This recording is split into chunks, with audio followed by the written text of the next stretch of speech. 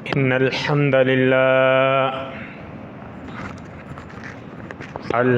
لله نحمده ونستعينه ونستغفره ونعوذ بالله من شرور أنفسنا ومن سيئات أعمالنا من يهده الله فلا مضل له ومن يضلله فلا هادي له وأشهد أن لا إله إلا الله وحده لا شريك له ولا ند له ولا زد له ولا مثل له ولا مثال له وأشهد أن سيدنا وسيد ساداتنا وحبيبنا وحبيب ربنا محمدا عبده ورسوله أرسله الله بالحق بشيرا ونذيرا وداعيا إلى الله بإذنه وسراجا منيرا أما بعد فإن أحسن الكلام كلام الله وخير الهدي هدي محمد صلى الله عليه وسلم وشر الأمور محدثاتها وكل محدثة بدعة وكل بدعة ضلالة وكل ضلالة في النار من يطع الله ورسوله فقد رشد واهتدى ومن يعص الله ورسوله فقد ضل وغوى أما بعد فأعوذ بالله السميع العليم من الشيطان الرجيم بسم الله الرحمن الرحيم إنما يريد الله ليذهب عنكم الرجس أهل البيت ويطهركم تطهيرا عن أبي سعيد الخدري رضي الله تعالى عنه قال قال رسول الله صلى الله عليه وسلم والذي نفسي بيده لا يبغضنا أهل البيت أحد إلا أدخله الله النار أو كما قال عليه الصلاة والسلام اللهم صل على محمد وعلى آل محمد كما صليت على إبراهيم وعلى آل إبراهيم إنك حميد مجيد اللهم بارك على محمد وعلى آل محمد كما باركت على إبراهيم وعلى آل إبراهيم إنك حميد مجيد اللهم رب اشرح لي صدري ويسر لي أمري واحلل عقدة من لساني يفقهوا قولي رب زدني علما سبحانك لا علم لنا إلا ما علمتنا إنك أنت العليم الحكيم إنما يريد الله ليذهب عنكم الرجس أهل البيت ويطهركم تطهيرا بے شک اللہ ارادہ رکھتا ہے، اللہ چاہتا ہے کہ تم سے لے جائے نجاست کو اہل بیت اور تم کو اچھی طرح پاک کر دے۔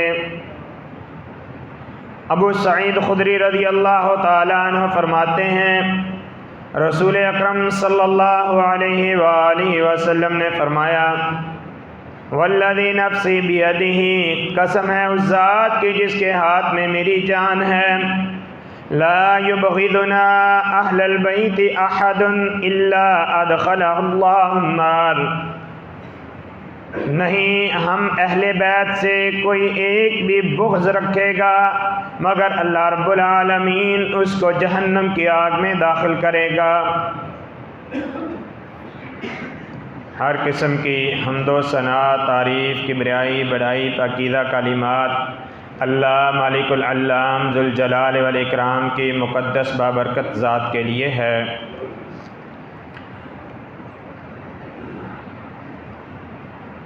اللہ رب العالمین کی حمد و ثنا کے بعد درود و سلام ہوں امام الانبیاء سید الاتقیاء خیر الورا احمد مجتبی آمنہ کے لال پیکر حسن و جمال پیغمبر بے مثال حضرت محمد الرسول اللہ صلی اللہ علیہ وآلہ وسلم کی ذات گرامی پہ۔ سامعین محترم، اللہ رب العالمین نے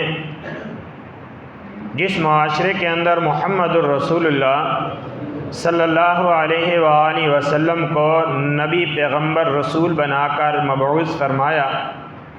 وہ معاشرہ ہر اعتبار سے پستی میں گھرا ہوا تھا، اخلاقی اعتبار سے، دینی اعتبار سے۔ اللہ رب العالمین نے انسانیت پر رحم کرتے ہوئے رسول اکرم صلی اللہ علیہ وآلہ وسلم کو محسن انسانیت بنا کر بھیجا، اور آپ علیہ الصلاۃ والسلام نے لوگوں کو اس جہالت کی، اس تاریکی کی گہرائیوں سے نکالا، اللہ رب العالمین کے دین کی طرف، جنت کے راستے کی طرف دعوت دی، جس کے نتیجے میں آپ علیہ الصلاۃ والسلام کی مخالفت کی گئی اور آپ کو تنگ کیا گیا، تکلیفیں پہنچائی گئیں، اور اس طرح مکہ کی اس سرزمین سے اللہ رب العالمین نے اس ہدایت کے نور کو پھیلانا شروع کیا۔ اور ابتدا میں آپ علیہ الصلاۃ والسلام کے جانثار، آپ پر ایمان لانے والے لوگ تعداد میں بہت کم تھے، اور جس طرح آپ علیہ الصلاۃ والسلام اللہ کے اس دین کی تبلیغ کرتے گئے، دین کی دعوت دیتے گئے اور اس عمل میں محنت کرتے گئے، اسی طرح اللہ رب العالمین نے اسلام کو پھیلانے کے ساتھ ساتھ آپ کے جانثاروں کی تعداد میں بھی اضافہ کیا، اور آپ علیہ الصلاۃ والسلام کے یہ جانثار، آپ پر اسلام لانے والے، ایمان لانے والے، ان کو بھی طرح طرح کی تکلیفوں کا سامنا کرنا پڑا،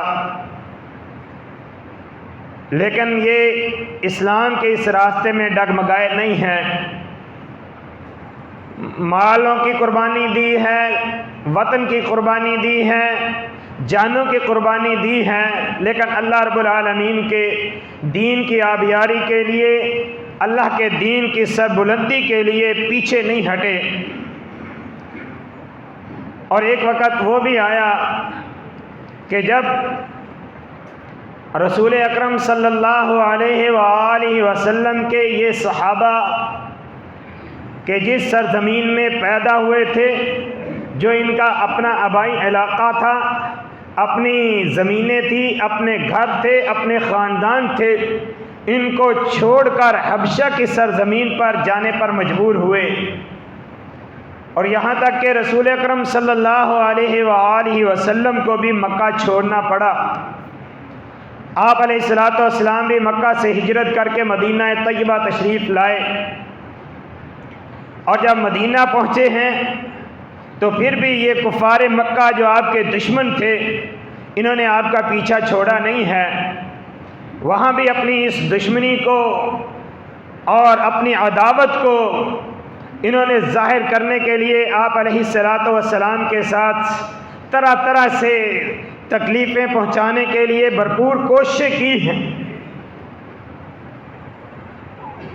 اور مدینہ طیبہ میں پہنچ کر آپ علیہ الصلاۃ والسلام کا استقبال کرنے والا یہ مسلمانوں کا دوسرا گروہ ہے، جن کو انصار کہا جاتا ہے، اور ان کو انصار اسی وجہ سے کہا جاتا ہے کہ انہوں نے رسول اکرم صلی اللہ علیہ وسلم کی اور مہاجرین کی مدد کی۔ انصار مددگار کو کہتے ہیں، یہ مدد کرنے والے تھے، انہوں نے اپنے گھر دیے، اپنی زمینیں دیں، اپنی جانیں قربان کی اسلام کے لیے، پیغمبر اسلام کے لیے۔ اور دوسری طرف مدینے کی آبادی کے آس پاس چند یہودی قبیلے بھی آباد تھے۔ جب آپ علیہ الصلاۃ والسلام مدینہ طیبہ آئے ہیں تو شروع میں یہ یہودی جو ہیں یہ لا تعلق تھے، پھر آپ علیہ الصلوۃ والسلام کے ساتھ انہوں نے معاہدہ کر لیا کہ ہم آپ کے ساتھ مل کر رہیں گے، اور اللہ کے رسول صلی اللہ علیہ وآلہ وسلم کے جو سابقہ دشمن تھے مکہ والے، ان کے ساتھ آپ کی پہلی لڑائی جنگ بدر ہوئی، اور اس بدر کے میدان میں اللہ تبارک و تعالی نے مسلمانوں کو کامیابی نصرت عطا فرمائی، باوجود اس کے کہ مسلمان تعداد میں بہت کم تھے اور اسلحہ وغیرہ پاس نہیں تھا، دشمن کی تعداد زیادہ تھی اور وہ اسلحے سے بھی لیس تھے، لیکن اللہ رب العالمین کی طرف سے مدد آئی، اللہ نے فرشتے اتارے مدد کے لیے اور مسلمانوں کو فتح نصرت حاصل ہوئی۔ اور جب مسلمانوں کو یہ جنگ بدر میں فتح حاصل ہوئی، مال غنیمت ہاتھ آیا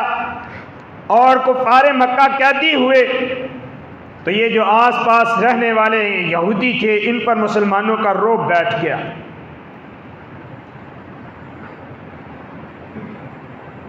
اور دوسری طرف مدینہ کے اندر عبداللہ بن ابی بن سلول یہ شخص تھا کہ جس کو رسول اکرم صلی اللہ علیہ وآلہ وسلم کی تشریف آوری سے پہلے مدینہ کے سب قبیلوں نے اپنا سردار منتخب کر لیا تھا کہ یہ ہمارا سردار ہے، اور اس کی تاج پوشی ہونی تھی کہ رسول اکرم صلی اللہ علیہ وآلہ وسلم مدینہ طیبہ تشریف لے آئے، آپ کی تشریف آوری کے بعد، آپ کی آمد کے بعد اس کی وہ تاج پوشی، اس کی سرداری ختم ہو گئی، سب قبیلے آپ علیہ الصلوۃ والسلام کی طرف متوجہ ہو گئے، مسلمان آپ پر ایمان لے آئے، اور دیگر قبیلے انہوں نے بھی اس کی سرداری کو چھوڑ دیا، اور اس وجہ سے اس شخص کے اندر، دل کے اندر کینہ پیدا ہو گیا، حسد پیدا ہو گیا کہ اس محمد صلی اللہ علیہ وآلہ وسلم نے مدینے آ کر میری سرداری کو ختم کر دیا۔ ابتدائی طور پر اس نے انتظار کیا، نہ اسلام قبول کیا ہے نہ اسلام کی مخالفت کی ہے، لیکن بدر کے بعد جب اس نے یہ دیکھا کہ مسلمان کم ہونے کے باوجود غالب آ گئے ہیں، تو اس نے یہ کہا کہ اب اگر مسلمانوں کی تلوار سے بچنا ہے تو اس کا ایک ہی حربہ ہے کہ بظاہر ان کے ساتھ مل جائے، ظاہری طور پر اسلام کو قبول کر لو، لیکن دل کے اندر وہی کفر تھا۔ اور یہ سب سے بڑا رئیس المنافقین ہے، منافقوں کا سردار ہے یہ عبداللہ بن ابی بن سلول۔ یہاں سے رسول اکرم صلی اللہ علیہ وآلہ وسلم کے سامنے تین محاذ کھل گئے، ایک کفار مکہ کا، دوسرا مدینے کے آس پاس آباد یہودیوں کا، اور تیسرا یہ مسلمانوں کے اندر گھسنے والا منافقین کا گروہ۔ آپ علیہ الصلوۃ والسلام کو اللہ تبارک و تعالی نے حکمت عملی کے ساتھ دین کی دعوت، جہاد کے لیے مدد کرتا رہا اللہ تبارک و تعالی، یہاں تک کہ بدر کے بعد احد کی لڑائی ہوئی، احد کے بعد خندق کی لڑائی ہوئی، اور اسی دوران یہ جو مدینے کے یہودی قبیلے تھے انہوں نے بدعہدی کی اور اس معاہدے کو توڑا، ان کی عہد شکنی کی وجہ سے رسول اکرم صلی اللہ علیہ وآلہ وسلم نے ان کو مدینے سے نکال دیا۔ سب سے پہلے بنو قینقاع قبیلے کو نکالا، اس کے بعد بنو نذیر قبیلے کو نکالا، اور یہ جا کر خیبر میں آباد ہو گئے۔ خیبر جو کہ پہلے یہودیوں کا مرکز تھا، اور وہاں پہنچ کر انہوں نے مسلمانوں کے خلاف سازشیں کرنا شروع کی، اور جتنے بھی آس پاس کے قبیلے تھے ان کو یہ پیغام دیا، اور ساتھ ہی ساتھ کفار مکہ کو یہ پیغام دیا کہ دیکھو اس محمد نے پہلے تمہارے درمیان جدائی ڈالی، باپ کو بیٹے سے جدا کیا، اور یہ نیا دین لے کر آ گیا، اور پھر مدینے میں آ کر اس نے ہم لوگوں کو بھی مدینے سے جلا وطن کر دیا ہے، یہ تو آگے بڑھتا جاتا ہے، اور اگر ہم نے اس کو یہاں پہ نہ روکا تو پھر ہماری حکومتیں، ہمارے علاقے سارے اس کے قبضے میں آ جائیں گے۔ تو لہذا مل کر مدینے پر حملہ کیا جائے۔ جنگ احزاب، جس کو جنگ خندق کہتے ہیں، یہ 5 ہجری میں ہوئی، اور اس میں کفار مکہ بھی، یہ خیبر کے یہودی بھی، بنو غطفان قبیلے کے لوگ بھی، اور یہ سارے مل کر 12,000 کی تعداد میں مدینے پر حملہ آور ہوتے ہیں۔ اور رسول اکرم صلی اللہ علیہ وآلہ وسلم نے مدینے کا دفاع کرنے کے لیے مدینے کے آس پاس خندق کھدوائی، اور جس کو یہ کراس کر کے مدینے پر حملہ نہ کر سکے۔ اور اللہ رب العالمین نے اس موقع پر بھی مسلمانوں کی مدد کی کہ تیز آندھی چلائی، جس کی وجہ سے یہ نامراد وہاں سے واپس لوٹے، ان کو کچھ بھی ہاتھ نہ آیا، اور ان کے دل کے اندر انتقام کی آگ اور زیادہ پھیل گئی، اور زیادہ ان کے دل کے اندر انتقام کا جذبہ بڑھ گیا کہ محمد صلی اللہ علیہ وآلہ وسلم یہ ہمارے ہاتھ نہیں آتے، ہم نے مل کر بھی اس پر حملہ کیا ہے، تب بھی یہ ہم سے بچ گئے۔ سن 6 ہجری میں رسول اکرم صلی اللہ علیہ وآلہ وسلم بیت اللہ کی زیارت کے لیے، عمرہ کرنے کے لیے جاتے ہیں۔ مکہ والوں نے آپ کو روک دیا، آپ نے مکہ والوں سے صلح کی، جو کہ صلح حدیبیہ کے نام سے مشہور ہے۔ اور اس صلح کی ایک شق یہ تھی کہ 10 سال تک مکہ والوں کے ساتھ جنگ بندی ہے، لڑائی نہیں ہوگی۔ جب رسول اکرم صلی اللہ علیہ وآلہ وسلم نے مکہ والوں کے ساتھ صلح کر لی، اس طرف سے آپ سیٹسفائی ہو گئے، مطمئن ہو گئے، پھر آپ نے ان یہودیوں کے ساتھ نمٹنا شروع کیا۔ اور وہ یہودی بنو قریظہ کا قبیلہ کہ جنہوں نے جنگ احزاب کے اندر، جنگ خندق کے اندر مسلمانوں کو دھوکہ دے کر بدعہدی کی تھی، آپ علیہ الصلوۃ والسلام نے ان کے ساتھ بھی نمٹے، اور ان کے قلعوں کا محاصرہ کر کے ان کا لوگوں کو قیدی کیا، اور ان کے جو جنگجو تھے ان کو قتل کیا، ان کی عورتوں اور بچوں کو قیدی کر لیا۔ اور سن 7 ہجری میں آپ علیہ الصلوۃ والسلام مدینہ سے نکل کر خیبر کی طرف جاتے ہیں، اور خیبر پر حملہ ہوتا ہے، خیبر فتح ہو جاتا ہے۔ 8 ہجری میں مکہ فتح ہو جاتا ہے، اور یہ اللہ رب العالمین کی طرف سے مسلمانوں کے لیے وہ بشارت تھی کہ جس کا اللہ تبارک و تعالیٰ نے قرآن کریم کے اندر اعلان فرمایا تھا، اِنَّا فَتَحْنَا لَكَ فَتْحًا مُبِينًا لِيَغْفِرَ لَكَ اللَّهُ مَا تَقَدَّمَ مِن ذَنبِكَ وَمَا تَأَخَّرَ وَيُتِمُّ نِعْمَتَهُ عَلَيْكَ وَيَهْدِيَكَ صِرَاطًا مُسْتَقِيمًا۔ کہ نبی ہم آپ کو فتح مبین، کھلی فتح عطا کریں گے۔ مکہ کا فتح ہونا تھا کہ وہ لوگ جو اس انتظار میں تھے کہ یہ محمد اور اس کے ساتھی تو چند گنتی کے دن ہیں، ان کا کام تمام ہو جائے گا، ختم ہو جائے گا۔ اب ان کو بھی یہ بات معلوم ہو گئی کہ یہ دین، یہ محمد صلی اللہ علیہ وآلہ وسلم کی دعوت یہ ختم ہونے والی نہیں ہے۔ اور وہ قبیلے کہ جو اس انتظار میں تھے کہ ان کے سب سے بڑے دشمن تو مکہ والے ہیں، جب مکہ والے سرنڈر ہو گئے ہیں، انہوں نے مکہ ان کے لیے خالی کر دیا ہے، مکہ پہ حکومت محمد صلی اللہ علیہ وآلہ وسلم کی آ گئی ہے، تو اب ہمارے لیے 2 ہی راستے بچتے ہیں کہ یا تو ہم محمد صلی اللہ علیہ وسلم کے ساتھ مل جائیں، اور یا پھر جو ہے ذلت کی زندگی بسر کریں۔ اور کچھ لوگ جنہوں نے اسلام کی اس پھیلتی ہوئی دعوت کو حق جانا، انہوں نے کہا اب اس کے علاوہ اور کوئی چارہ کار نہیں ہے کہ یہ تسلیم کر لیا جائے، یہ مان لیا جائے کہ محمد صلی اللہ علیہ وسلم کی دین کا دین، آپ کی دعوت ہی حق ہے، سچ ہے۔ اور وہ لوگ اسلام میں داخل ہو گئے، اور انہوں نے اسلام قبول کرنا شروع کر لیا۔ اور اللہ رب العالمین نے قرآن مجید فرقان حمید کے اندر پیارے نبی صلی اللہ علیہ وآلہ وسلم کو یہ بشارت دی،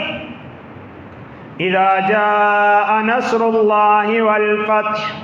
ورأيت الناس يدخلون في دين الله أفواجا فسبح بحمد ربك واستغفر إنه كان توابا۔ اے پیارے نبی، جب اللہ کی مدد آ گئی ہے،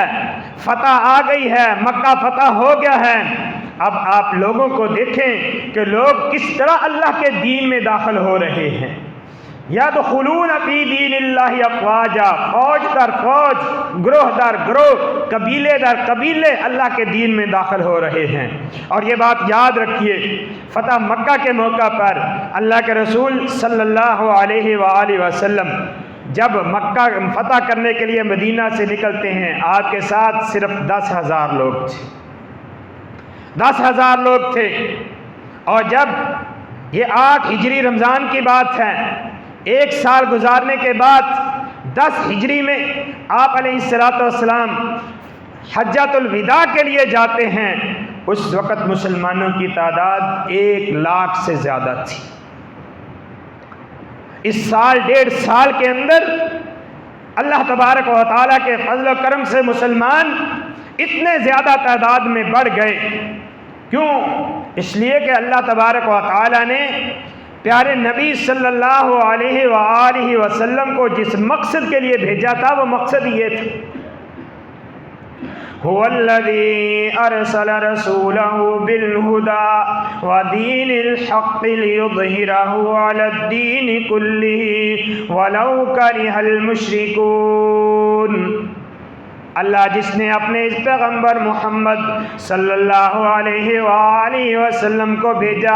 ہدایت دے کر بھیجا، دین حق دے کر بھیجا، کس لیے بھیجا؟ لِيُظْهِرَهُ عَلَى الدِّينِ كُلِّهِ، تاکہ اللہ اپنے اس نبی کے دین کو باقی سارے دینوں پر غالب کر دے۔ یہ اللہ تبارک و تعالیٰ نے پیغمبر علیہ السلام کو اس دنیا میں مبعوث فرمانے کا مقصد بیان کیا، اور اللہ کے اس دین کے غلبے کے لیے محمد الرسول اللہ صلی اللہ علیہ وآلہ وسلم نے پوری تگ و دو کی۔ اور یہ وہ وقت آ گیا کہ جب اللہ تبارک و تعالیٰ کی فتح نصرت آ گئی، مسلمان اس طرح پوری تعداد میں، اتنی بڑی تعداد میں اس مکہ کی سرزمین پر جمع ہوئے، جہاں سے آپ علیہ السلام کو رات کے اندھیرے میں نکلنا پڑا تھا ہجرت کرنے کے لیے۔ اور آج وہ دن ہے کہ جب اللہ تبارک و تعالیٰ کی مدد، اللہ کی نصرت آنے کے بعد، اللہ کے اس دین کی اللہ پاک نے اتنی مدد اور نصرت کی کہ حجۃ الوداع کے موقع پر 1 لاکھ سے زیادہ نبی علیہ السلام کے صحابہ کرام اس مکہ کی سرزمین پر ہیں۔ یہ نبی کریم صلی اللہ علیہ وسلم کی سیرت کا جو میں نے آپ کو مختصر تعارف کروایا ہے، اہم واقعات بیان کیے ہیں، اس کا مقصد یہ ہے کہ ہم یہ سمجھیں کہ اسلام کے اندر اختلاف کہاں سے آیا ہے۔ جب اللہ کے نبی صلی اللہ علیہ وآلہ وسلم کو اللہ تبارک و تعالیٰ نے یہ شان و شوکت عطا فرمائی، تو یہ کافر قبیلے کہ جن کی حکومتیں گئی تھیں، جن کے علاقے گئے تھے، ان کے دل کے اندر نبی علیہ السلام کے خلاف، اسلام کے خلاف نفرت بھی تھی اور انتقام کی آگ بھی تھی۔ اور پھر آپ علیہ السلام دنیا سے چلے گئے۔ آپ کے جانے کے بعد آپ کے خلفائے راشدین سیدنا ابو بکر رضی اللہ تعالی عنہ، انہوں نے آپ کے اس مشن کو جاری رکھا اور لشکر اسامہ کو روانہ کر کے کافروں پر، رومیوں پر مسلمانوں کی دھاک بٹھائی۔ اس کے بعد عمر فاروق رضی اللہ تعالیٰ عنہ کا دور آیا۔ عمر فاروق رضی اللہ تعالیٰ عنہ نے اس وقت کی جو سپر طاقتیں تھیں، کیسر و کسریٰ، ان کو مغلوب کیا، ان کو فتح کیا۔ تو یہ لوگ، ان کے دلوں کے اندر عمر کے خلاف بھی اتنی نفرت اسی وجہ سے ہے کہ عمر نے ان کی حکومتیں چھینی تھی، ان کے علاقے چھینے تھے، ان کا اقتدار ختم کیا تھا۔ صحابہ کرام رضوان اللہ علیہم اجمعین، ان کی آپس میں کوئی دشمنی نہیں تھی، آپس میں کوئی عداوت نہیں تھی، آپس میں وہ ایک تھے، آپس میں ان کی محبتیں، ان کی رشتہ داریاں، یہ اس بات کی دلیل ہے کہ وہ اللہ تبارک و تعالیٰ کے اس فرمان کے مصداق تھے، محمد الرسول اللہ والذین معه اشداء علی الکفار رحماء بینہم تراہم رکعا سجدا یبتغون فضلا من اللہ ورضوانا سیماہم فی وجوہہم من اثر السجود ذالک مثلہم فی التوراۃ ومثلہم فی الانجیل کزرع اخرج شطأہ فآزره فاستغلظ فاستوى على سوقه يعجب الزراع ليغيظ بهم الكفار وعد الله الذين آمنوا وعملوا الصالحات منهم مغفرة وأجرا عظيما۔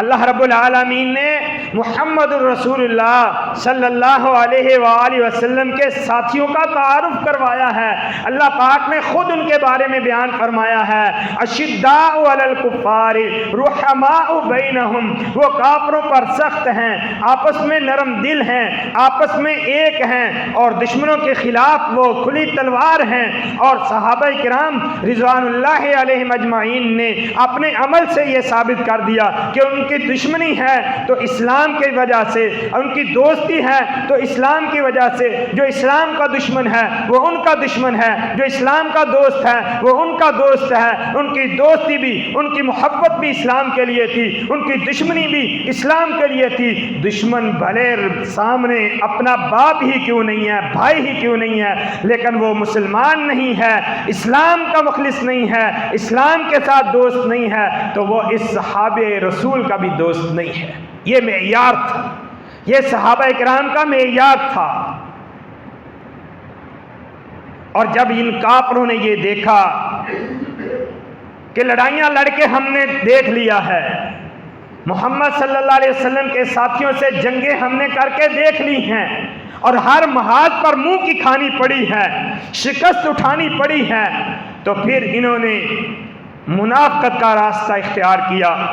اسلام کا لبادہ اوڑھا، اور اسلام بظاہر اسلام کو قبول کر کے مسلمانوں کے اندر داخل ہوئے، اور اندر سے مسلمانوں کو دو پارہ کیا۔ اور یہ تاریخ اس چیز کی شاہد ہے کہ مسلمان کسی بھی میدان میں، جنگ کے میدان میں نہیں ہارے، جب بھی ہارے ہیں اپنوں کی سازشوں کی وجہ سے ہارے ہیں، اندر سے اپنوں کی بے وفائیوں کی وجہ سے، بد عہدیوں کی وجہ سے ہارے ہیں۔ اور یہی ایک حربہ تھا ان یہودیوں کے پاس، ان عیسائیوں کے پاس، کہ جس کو انہوں نے مسلمانوں پر آزمایا۔ اور سب سے پہلے عبداللہ ابن سبا یہودی النسل، یہودی شخص تھا کہ جس نے اسلام کا لبادہ اوڑھا اور مسلمانوں کے اندر داخل ہو کر مسلمانوں کو نقصان پہنچایا۔ کس طرح؟ یہ سب سے پہلا شخص ہے کہ جس نے سیدنا عثمان رضی اللہ تعالی عنہ کے دور میں مسلمانوں کے اندر اختلاف پیدا کیا۔ اور یہ بھی بات یاد رکھیے، عمر فاروق رضی اللہ تعالی عنہ کہ جن کو اللہ تبارک و تعالیٰ نے وہ ہیبت دی تھی، وہ جلال اور رعب دیا تھا، کہ ان کی ہیبت کی وجہ سے کفار تو لرزتے ہی تھے، یہ منافق بھی دب کر رہ گئے تھے، انہوں نے بھی سر نہیں اٹھایا۔